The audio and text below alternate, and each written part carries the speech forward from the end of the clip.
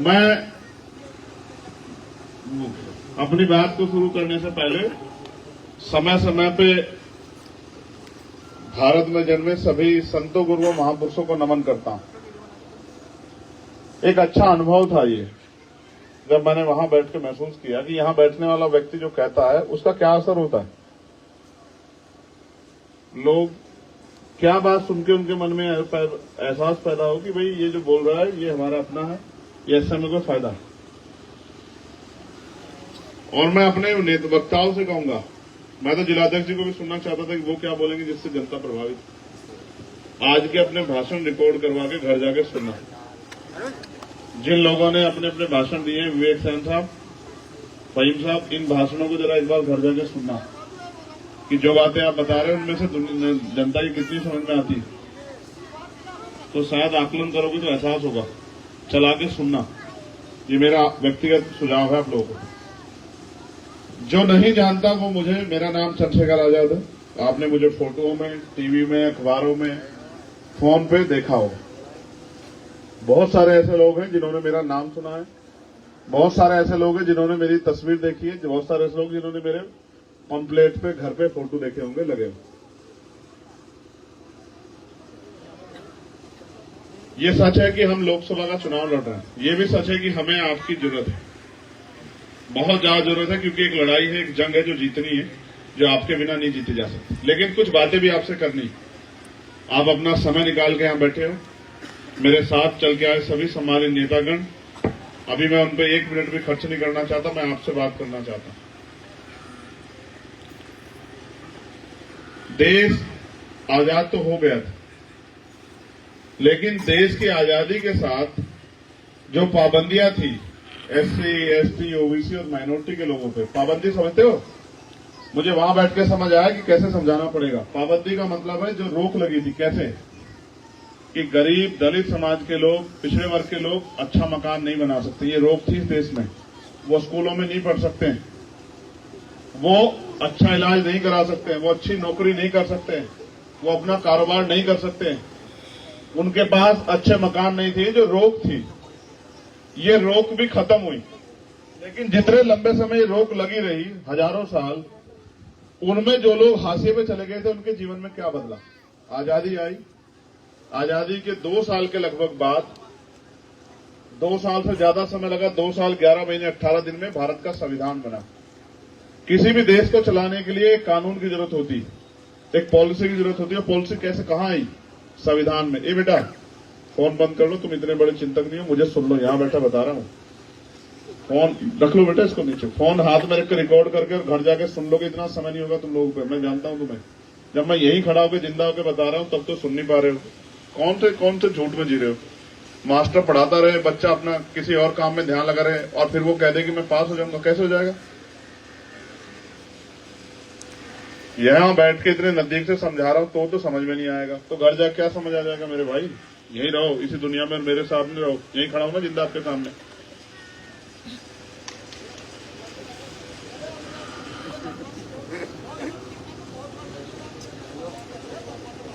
हो गया साहब, हो गया। अब बैठ जाइए, बैठिए बैठिए, जल्दी बैठिए। हाँ, अब मेरी बात पे गौर करो, तुम स्पेशली करो, तुम्हारा भविष्य है, आने वाले देश की का भविष्य हो आप लोग। अगर भविष्य ऐसा होगा और वो कमजोर होगा, गैर जिम्मेदार होगा, जागरूक नहीं होगा, लापरवाह होगा, उसकी जानकारी कम होगी, उसकी एजुकेशन कम होगी, तो देश का बेड़ा गर्क होना लाजमी है। इसलिए अपनी ताकत, अपनी ऊर्जा बढ़ाओ। तो हम बात कर रहे थे कि जिन पे पाबंदियां थी उनको संविधान के जरिए अधिकार मिले, अवसर मिले, आजादी मिली। लेकिन एक आजादी के साथ ये अधिकार और मिला, स्पेशल प्रोविजन का जिसको आरक्षण कहते हैं, कि जिन पे नौकरियां नहीं थी, क्योंकि सरकारी सिस्टम बन गया, सरकारी सिस्टम में सबकी भागीदारी, तो इतने % जिनकी जनसंख्या, उन लोगों को भी भागीदारी मिलेगी। जैसे शेड्यूल कास्ट के लोगों को 22% की भी भागीदारी मिली, जैसे ओबीसी को तो तब नहीं मिली थी। ओबीसी को भागीदारी मिली मंडल कमीशन के समय, ये 90 के दशक की बात है, उस पर बात नहीं करेंगे अभी। लेकिन ये तो 2% सरकारी नौकरियां थी। इसके बाद जो और लोग रहेंगे वो क्या करेंगे? उनको रोजगार कैसे मिलेगा? उनको अच्छी सुख सुविधाएं कैसे मिलेंगी? उनके घरों में अच्छी रोटी कपड़ा मकान कहां से आएगा? उनके बच्चों के लिए अच्छी पढ़ाई की व्यवस्था कहां से होगी? बीमार होने पे उनके लिए अच्छे इलाज की व्यवस्था कहां से होगी? इसलिए एक सरकार की जरूरत थी, एक सदन की जरूरत थी, एक पटल की जरूरत थी, जो लोग जनता के बीच से चुन के आए और वो सदन के जरिए, उस सरकार के जरिए, उस लोक समिति के जरिए जनता की भलाई के लिए जो उनके क्षेत्रों में समस्या है उसकी रिपोर्ट बना के लेके आए और अपने यहाँ की समस्या को बताएं। सरकार जो पैसा टैक्स के आधार पर इकट्ठा करती है, टैक्स समझते हो किसे कहते हैं? ये जो बहने बैठे टैक्स समझते हो? टैक्स कितने लोग समझते हैं? टैक्स खड़ा करो हाथ, पूछूंगा सवाल, इसलिए उतने वही हाथ उठाओ जो समझता है। हवा मत उठा देना, फिर बेइज्जती होगी। चलो खड़े हो जाओ बेटा, खड़े हो जाओ, बताओ टैक्स किसे कहते हैं?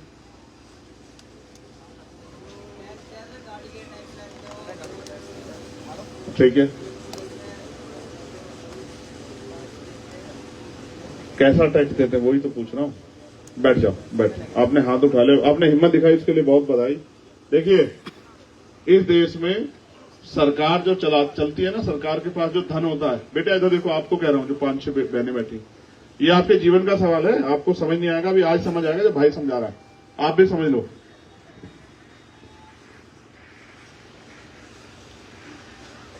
जनता जो है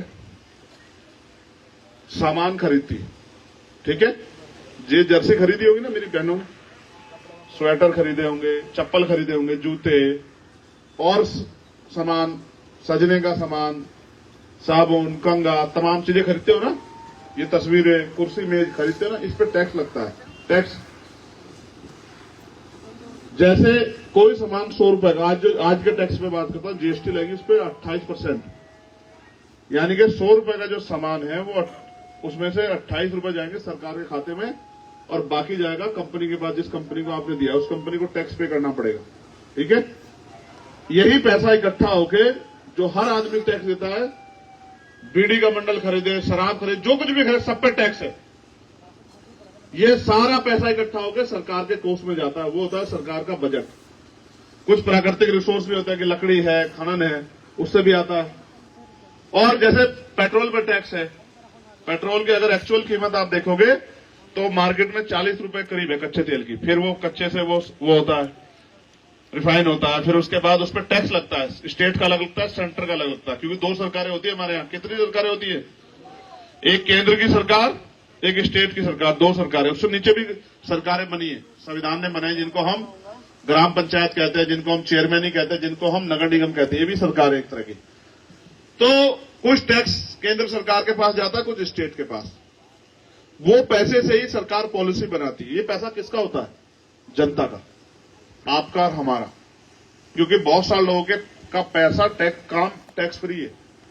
जनता के का जो टैक्स है वो बिल्कुल फ्री नहीं है। अगर आप कुछ भी खरीदोगे, 1 रुपए का सामान खरीदोगे तो 28 पैसे सरकार के खाते में जाएंगे। समझ आया? अगर एक परिवार एक महीने में 10,000 रुपए का सामान खरीदता, पूरा परिवार मिलकर 10,000 रुपए खर्च करता, तो 2800 रुपए सरकार के खाते में जाते हैं। इसी पैसे से बजट बनता है, इसी से पॉलिसी बनती है, इससे पुल बनता है, इससे सड़क बनती है, इससे स्कॉलरशिप आती है, इसी से और तमाम तरह की योजनाएं बनती है तरक्की के लिए, विकास के लिए। अब सवाल यह है कि जिन लोगों पे नौकरी जिनको मिल गई उनका तो जीवन में बदलाव हो गया, लेकिन जिनको नौकरी नहीं मिली उनका क्या हुआ? उनके जीवन में सुख सुविधाएं कैसे आएंगी? उनकी जिम्मेदारी थी सरकार की कि सरकार चाहे उनको जमीन दे परिवार चलाने के लिए, रोजगार के लिए, चाहे लोन दे, चाहे और कोई तरीका इख्तियार करे, लेकिन हर आदमी को भारतीय संविधान ने गारंटी दी है कि रोटी कपड़ा मकान की समस्या नहीं होनी चाहिए। क्या नहीं समस्या होनी चाहिए? रोटी कपड़ा मकान। हर व्यक्ति को खाने के लिए अच्छा भोजन, पहनने के लिए अच्छे कपड़े और सर ढकने के लिए छत की जिम्मेदारी किसकी है? सरकार की, जिसको हम टैक्स देते हैं। लेकिन आप महसूस करो, जो सरकारें बन गई हैं, क्या कभी चुनाव के बाद पूछने आती कि आपके घर में खाने के लिए भोजन है या नहीं है? कभी पूछने आती है कि भाई आपके पास पहनने के लिए अच्छे कपड़े हैं या नहीं है? सर्दी होगी है तो गर्म कपड़े हैं या नहीं है? गर्मी आ गई तो ठंडे कपड़े हैं या नहीं है? कभी आती है क्या? कभी ये पूछने आते हैं आपका मकान कच्चा है पक्का तो हम इसको ठीक करवा दें, पक्का मकान? आती है क्या कभी? और तो और जो भी भविष्य में जो भी सरकारें अभी तक बनी है, जो बनेगी, वो सरकारें आजकल एक गठजोड़ से बन रही है। इस बात को भी समझना मेरे नौजवान साथियों, ये बहुत बड़ा खेल है। आज मैं आपको बात बता रहा हूं, जो बात बहुत इंटेलेक्चुअल लोगों को बतानी चाहिए जो उस बात को समझते हैं, लेकिन मैं कोशिश कर रहा हूं कि आप भी समझ जाओ, क्योंकि आपको भी कल देश में योगदान करना है। आप महसूस करो, एक गठजोड़ है, पूंजीपति, बड़ी बड़ी कंपनियों वाले, बड़े बड़े उद्योग वाले सरकार को पैसा देते हैं। सरकार उस पैसे को गरीब लोगों पे खर्च करके, पैसा बांट के, पैसे से वोट खरीद के और तमाम तरह की चीजें करके सरकार बनाती है। अगर ना बना पाए, जो भाजपा की सरकार है उसकी बता रहा हूं, वो क्या करती है, किसी के विधायक तोड़ती है, किसी को डराती है, झूठे मुकदमे लगा के, तमाम तरह की चीजें करके अपनी सत्ता बनाती है, और फिर वो जिनसे पैसा लिया उनके लिए काम करती है। तो अब सरकार जिनके से पैसा लेती है उनके लिए काम करे तो बुरा नहीं है, लेकिन वो पैसा तो आपसे भी लेती है टैक्स के रूप में, लेकिन काम आपका तो नहीं करती। भाई, आपके बच्चे को रोजगार मिले ना मिले, कभी कोई पूछता है क्या? आपके बच्चों को अच्छी पढ़ाई मिल रही नहीं मिल रही, कोई पूछता है कि बीमार होने पे इलाज के पैसे कहां से, कोई जानकारी लेता है क्या? तो सरकार आपसे भी पैसा लेती है और पूंजीपतियों काम करती है, आपकी नहीं करती। इसका मतलब सरकार आपको जानवर से ज्यादा कुछ भी नहीं समझती। अगर सरकार आपको जानवर से ज्यादा समझती, आपके बारे में सोचती, तो जानवरों के लिए भी यहां गौशाला बनी है बड़ी बड़ी। तो जो लोग सड़कों पे पड़े हैं, रेलवे स्टेशन पे पड़े हैं, पुल के नीचे पड़े हैं, भूखे पड़े हैं, प्यासे पड़े, सरकार उनके लिए भी कुछ ना कुछ बनाती। अब सरकार आपसे महीने में पैसे तो लेती है 2800 रुपए से ज्यादा टैक्स के नाम पे, और आजकल आपकी वोट खरीदने के लिए देने लगी है 200-300 रुपए का राशन। आप ये समझते हो कि सरकार ही हमें कोई दया कर रही है? आपका पैसा, आपने अच्छा सोचो, कोई एक बहन इसको अपने ऊपर ले लो। देखो भाई, कुछ अम्मा कुछ कह रही है। अगर मैं, आपने, बिटिया आप खड़ी हो जाओ, खड़ी हो, नीली जैकेट वाली खड़ी हो जाओ, खड़ी हो, छोटा बड़ा भाई बुलाए तो खड़े होना चाहिए। नाम क्या है? टीना। अगर आप मुझे 1000 रुपए दो बिटिया, और मैं आपको 500 रुपए का सामान देके 500 रुपए अपनी जेब में रख लूं, तो आपका पैसा मेरी तरफ है या मेरा पैसा आपकी तरफ? बता। तो सरकार, जब आपने सर मुझे 2800 रुपए दिए, मैं सरकार हूं, और मैं आपको 500 रुपए का राशन दे दूं, तो अब मैंने आपके ऊपर एहसान किया या आपका पैसा भी मेरी तरफ बकाया है? यस, बैठ जाओ। मैं आपको यही बता रहा हूं, हमसे टैक्स लेके हमारे लिए काम न करने वाली और पूंजीपतियों के लिए काम करने वाली सरकारों ने हमें जानवर समझा है, मूर्ख समझा है, बेवकूफ समझा है। वो हमें 200-300 रुपए का राशन देके हमें दिखाते कि बहुत बड़ा एहसान कर रहे हैं। वही पैसा बिजली के दाम बढ़ा के, पेट्रोल के दाम बढ़ा के, डीजल के दाम बढ़ा के, गैस सिलेंडर के दाम बढ़ा के, वही पैसा सरकार हमारी जेब से काट ले। आप महसूस करो, 10 साल पहले गैस के दाम क्या थे? टीना बिटिया, 10 साल पहले गैस के दाम क्या थे सिलेंडर के, पता है क्या? 350 पौने 400 रुपए का आता था, 340-350 रुपए का। घर पे देके जाता था 10 रुपए लेके वो। अभी कितने का आता है बिटिया? 950 रुपए का। बैठ जाओ। 350 की चीज 950 की होगी है, और सरकार ऐसा दिखावा करती है जेब काट के, जैसे हम बहुत बड़ा काम कर रहे हैं। तो गलती सरकार की नहीं है, सरकार का काम है आपको उल्लू बना के आपकी जेब काटना। और आपने तो उनको वोट दी, आपने तो उनको ताकत दी कि आओ हमारी जेब काटो, आओ हमें बिल्कुल भूखे कर दो, आओ हमारे साथ लूटपाट कर दो। अगर आप उनको वोट न देते तो फिर वो ताकत में कैसे आते? हमारी गलती की वजह से हम इस देश में गरीब, बेबस, लाचार और भूखे और तमाम तरह की परेशानियों से घिरे हुए हैं। और हम रोज पूरे साल रोते रहते हैं कि भाई हमारे साथ ये जुल्म हो गया, हमारे साथ ये जुल्म हो गया, हम पे खाना नहीं, हम पे पीना नहीं, हमारा ये धर्मशाला अच्छी नहीं बनी है, हम धर्मशाला अच्छी बनाना चाहते हैं, गुरुघर में ये नहीं है, लाइट नहीं आ रही है, पानी नहीं आ रहा है, टंकी नहीं लगी है, और तमाम तरह की समस्या, महंगाई बढ़ रही है, हम कहते रहते हैं। लेकिन क्या करें, वो तो अपना काम कर रहे हैं, उनको तो पूंजीपतियों का भला करना, आपका थोड़ा ही करना है। तो आप भी अपने बारे में सोचो। मैं भी उस बहन से पूछ रहा था कि आप ये बताओ, आप वोट क्यों दोगी? तो उसने कहा भाई हम तो वोट दे देते हैं। मैंने कहा अब तक किसको दी? कि अब तक तो मायावती जी को दे रहे थे। मैंने ठीक, मैंने अब किसको दे? अब आपको दे दोगे। मैंने कहा मुझे क्यों दे दोगे? सोचने का सवाल है कि मुझे क्यों दे दोगे। मैंने इनसे पूछा, कोई आके मीठी मीठी बातें करे, झूठे वादे करे, तो आपको उसको वोट दे देनी चाहिए? तो फिर ये कहने लगे हाँ बात तो सही है। मैंने कहा हर आदमी आके अच्छी अच्छी बातें करेगा ना, अगर खराब बातें करेगा तो आप क्यों वोट दोगे उसको? उसकी बातों में क्यों आओगे? तो असल ये है कि आपको यही नहीं पता कि आपकी वोट कितनी कीमती। ये वोट वो ताकत है जो हर गरीब की जिंदगी बदल सकती है। इसी वोट के ताकत पे नरेंद्र मोदी जी इस देश के प्रधानमंत्री बने, इसी वोट के ताकत पे योगी आदित्यनाथ इस देश के मुख्यमंत्री बने। आपने भी मायावती जी को 4-4 बार चीफ मिनिस्टर इसी वोट की ताकत से बनाया। लेकिन अब उनको आप दिखाई नहीं देते। अगर दिखाई देते तो 5 साल में आपका पूछताछ कभी करता नहीं करता? किया है क्या? जिसको आपने 5 साल पहले वोट देके लोकसभा का मेंबर बनाया, उनका नाम है गिरीश चंद, है या नहीं है? यही नाम है ना, गिरीश चंद? बताओ ना, क्या नाम है उनका? 5 साल में आए, कभी आपको पूछने आपके हाल क्या है? कभी पूछने आए कि घर में रोटी है या नहीं है? कभी पूछने आए कि सर पे छत की व्यवस्था होगी या नहीं होगी है? कभी पूछने आए कि जो ओल्ड महिलाएं होंगी, बूढ़ी महिलाएं होंगी, माए बहन, उनको पेंशन मिल रही नहीं मिल रही? कभी पूछने आए? कभी पूछने आए कि आपके बच्चे को पढ़ाई में किसी चीज की जरूरत तो नहीं है? कभी पूछने आए कोई बच्चा बीमार है, इलाज के लिए कुछ पैसे की जरूरत तो नहीं? कभी आए क्या? अब तक इसका मतलब जिनको आपने वोट दिया उन्होंने आपकी वोट का सही प्रयोग नहीं किया और उल्टा आपको ठगा। अब पिछले 10 साल से इसी उत्तर प्रदेश और देश में भीम आर्मी के लोग काम कर रहे हैं, दिन रात मेहनत कर रहे हैं इस लड़ाई को लड़ने के लिए।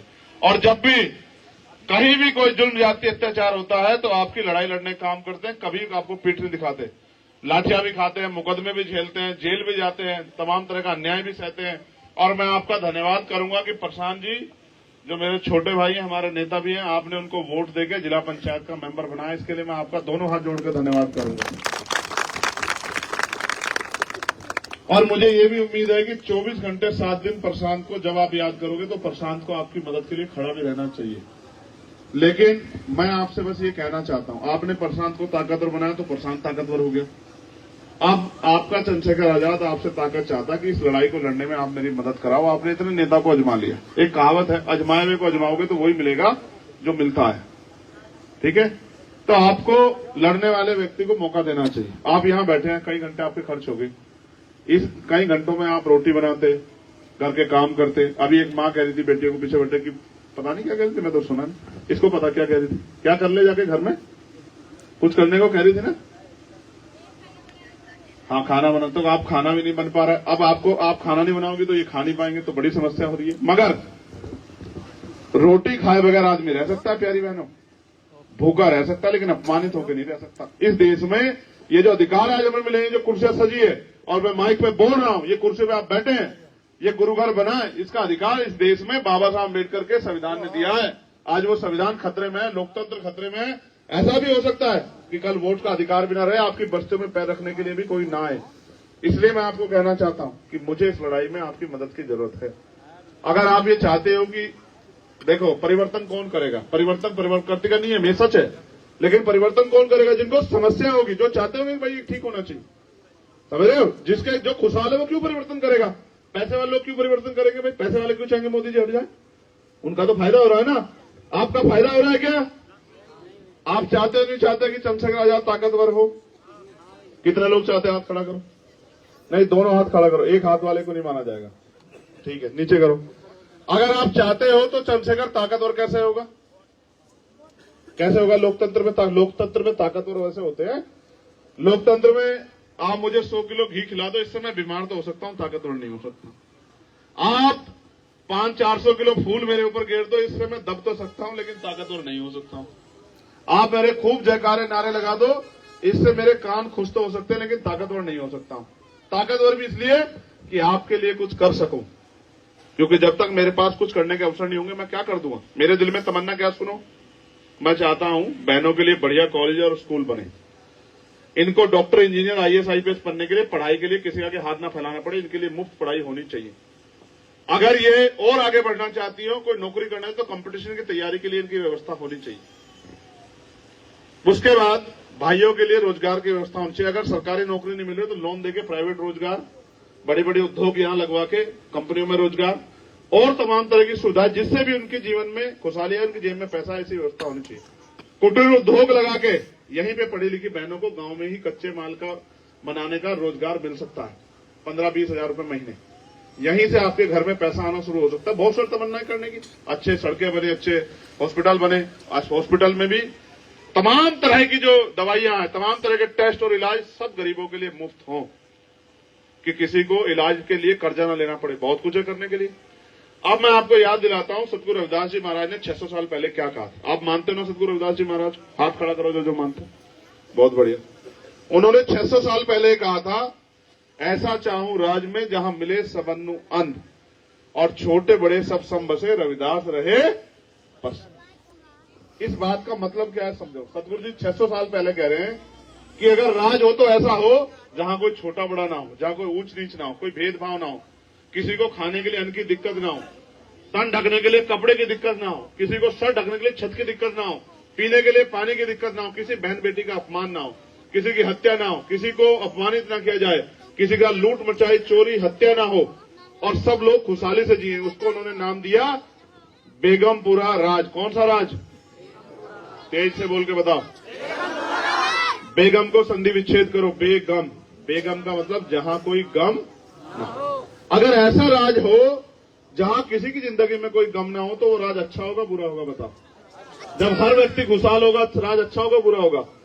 ऐसा राज लाने के लिए हम लोग संघर्ष कर रहे हैं, क्योंकि आज जो मोदी जी की सरकार है वो अपने हिसाब से राज लाना चाहती है। उनका राज का एजेंडा ये है कि देश की 85% आबादी गुलाम बन जाए और 10-15% ताकतवर अमीर पैसे वाले लोग इस देश पे राज करें। और हम ये चाहते हैं कि देश का हर व्यक्ति स्वाभिमान सम्मान का जीवन प्राप्त करे, सबको खाने के लिए अन्न की दिक्कत ना हो, पहनने के लिए कपड़ों की दिक्कत ना हो, सबके पास अच्छे मकान हो, सबके पास जमीन हो, सुख सुविधाएं हो, सब खुशहाली से जी। हम ये चाहते हैं। तो मोदी जी अपना एजेंडा लागू करना चाहते हैं, उनको उनके लोग वोट कर रहे हैं, और हम अपना एजेंडा लागू करना चाहते हैं, तो हमें आपके वोट की जरूरत है। अब आप बताओ कि कौन कौन आदमी आजाद समाज पार्टी चंद्रशेखर आजाद को वोट देगा? हाथ खड़ा करो पहले, दोनों हाथ। आपका हाथ उठा के रखना पड़ेगा, ऐसे नहीं मानूंगा मैं, बिल्कुल जिद्दी आदमी हूं। इनका एक उठा हुआ मन बदल सकता है क्या? इधर जो बहन खड़ी है इसका हाथ नहीं उठा हुआ, नहीं ऐसे नहीं छोड़ूंगा। नीचे करो। देखा भाई, एक होता है दिखावा कि भाई चंद्रशेखर भाई खड़े है, हमारा भाई है, इसका मान रखने के लिए हाथ खड़ा कर दो। पापा की नहीं मानती आज माँ, जा जब मानती नहीं, कह दे अपने पापा को जो हो कर लेंगे, ठीक है? अभी खत्म करेंगे बेटा, रुक जा, ठीक है? तो एक तो होता है कि भाई चंद्रशेखर हमारा भाई है, खड़ा, इसके लिए हाथ उठा। एक होता है मन से कि भाई हमें से गरीबी को खत्म करना है, हमें इतने साल हो गए इसमें जीते पे, अब हम इस गरीबी को देखना चाहते हैं, अब हमें भी सुख सुविधाओं की जिंदगी चाहिए। तो हाथ खड़ा करके बताओ जो लोग वास्तविकता मन से चंद्रशेखर आजाद को प्यार करते हैं या चंद्रशेखर आजाद को आगे बढ़ता देखना चाहते हैं। मन से हाथ खड़ा करो। अच्छा ठीक, नीचे करो। अब हमारा चुनाव निशान बताओ क्या है? तुम लोग चुप हो जाओ, तुम तो योद्धा हो ना, तुम चुप हो जाओ, इनको बोलने दो, इन्हीं को दिक्कत है। बताओ हमारा चुनाव निशान क्या है? नहीं, अभी नहीं, सबसे पूछना पड़ेगा। ईमानदार से बताओ, जिसको नहीं पता था आज से पहले वो हाथ खड़ा करो। जिनको पता था वो मत खड़ा करो, जिनको अभी पता लगा वो हाथ खड़ा करो। लग गया? अब ऐसा तो नहीं कि अब केतली मेरे होते दिख रही हो, मेरे जाने के बाद केतली भूल जाओ। देखो मेरी बात सुनो, मेरे जाने के बाद यहाँ पैसे वाले लोग भी आएंगे कुछ दिनों बाद, इधर गौर कर लो। देखो मेरे जाने के बाद यहाँ पैसे वाले लोग आएंगे जो बहुत पैसे वाले हैं, आपको कहेंगे, पीछे बैठो भाई, ये कहेंगे 1000-2000 रुपए ले लो, उसको छोड़ो, गरीब आदमी को हमारे साथ हो जाओ। आपको लगेगा भाई जब पैसे की जरूरत तो है, लालच में नहीं आने की, पक्का।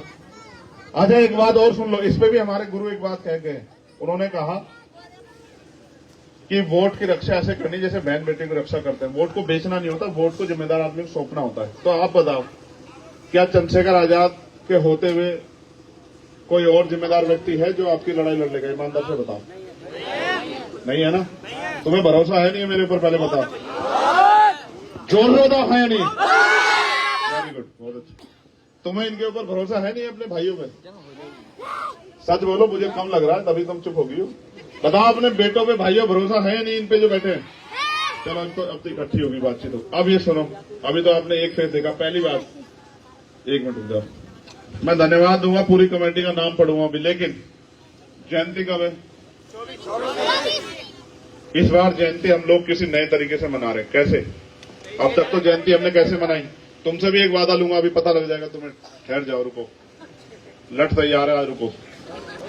देखो आपको तो ये करना है, आप घर में रहते हो, 23 तारीख की रात को दीपक जलाना है। क्या करना है? दीपक जलाना है। क्यों जलाना है ये भी पूछो। हर चीज को ऐसे मत मानो ना, जब आप दीपक जलाओगे तो घर में प्रकाश होगा, ठीक है? दूसरा, आपके जो बच्चे हैं वो पूछेंगे कि भाई आज ऐसा क्या है कि आप दीपक जला रहे हो, तो आप उनको बताना कि कल हमारे सतगुरु रविदास जी महाराज की जयंती है, जो 650 साल पहले हमें पूरी दुनिया को रास्ता दिखा के गए।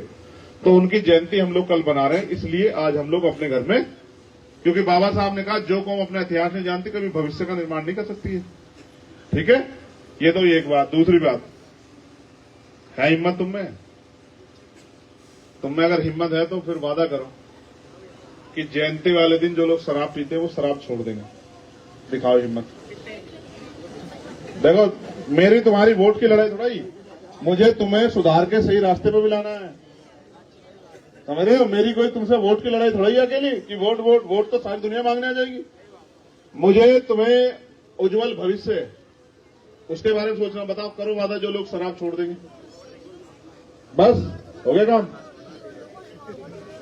अब ये कहेंगे हम तो पीते नहीं तो छोड़ेंगे कहां से। मैं जानता हूं कौन कौन पीता है, समझ रहे हो? यहीं से खड़ी करवा दूंगा माएं बहने, एकदम बता देंगे चलो छोड़ो। मगर बात समझो, अगर ये शराब अच्छी होती तो सतगुरु रविदास जी महाराज कह के जाते कि शराब पिया कर। अगर ये अच्छी होती तो बाबा साहब अपने 4-4 बच्चे कुर्बान जिन्होंने किए हमारे लिए, वो कह के जाते कि शराब पिया कर। ये अच्छी होती तो मान्यवर काशीराम साहब कह के जाते कि भाई शराब पिया। ये आपका सामाजिक अपमान भी करती है और आर्थिक नुकसान भी करती है।